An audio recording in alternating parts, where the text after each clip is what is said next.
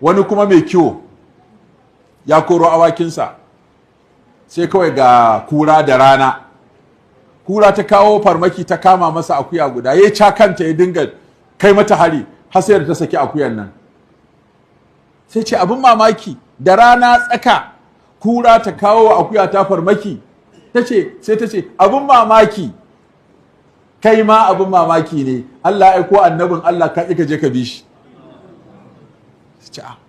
Kura tana magana, ta ce kwarai, mu'jiza ce ta annabin da aka aiko. Ice to ina annabin yake?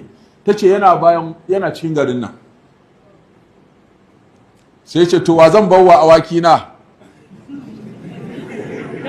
in je in dawo. Kura ta ce ban min awakin zan tsare ma. Da aka da haushe yake cewa ba a ba kura ajiyar malam a mu'jiza